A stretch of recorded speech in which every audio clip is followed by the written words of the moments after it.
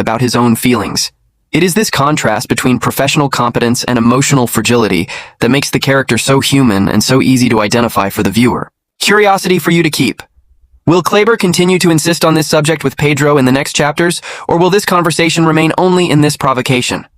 I'll bring you more details about this very sincere friendship in the next part, along with another important moment in today's chapter, the icy reunion between Camilo and Lyris, which hid a family secret that no one expected to see reopened sooner.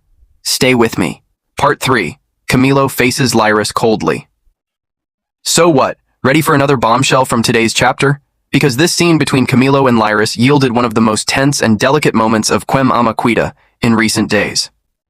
In chapter 48, Camilo reacts coldly again when he has contact with Lyris, and it is Nancy herself who gives the reason behind this whole reaction.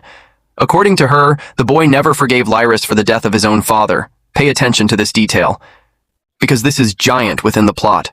We are talking about another old wound that still bleeds within this family full of losses.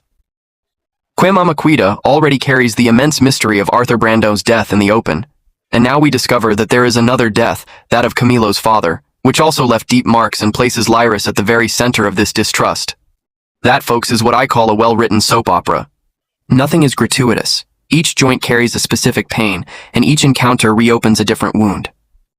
And look, it's important to remember that Lyris is not involved in any of this plot. She has had other recent highlights, Adriana to stay away from Nancy, in a period of mutual distrust between the two, and was also seen working as a waitress inside a casino.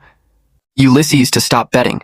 That is, we are talking about a character who transits through various cores of the novel, always trying, in her own way, to prevent the people around her from making the same mistakes that she may have made in the past.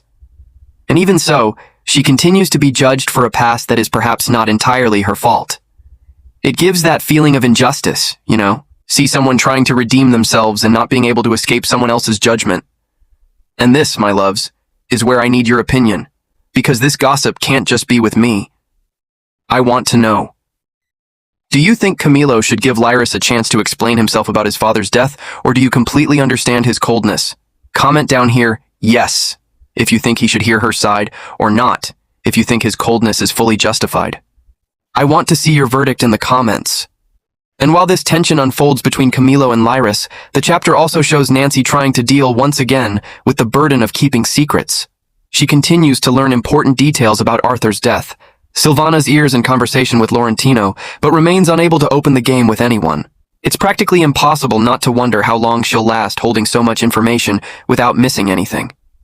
Let me bring here too, as editorial director, a backstage context to highlight this gossip even more.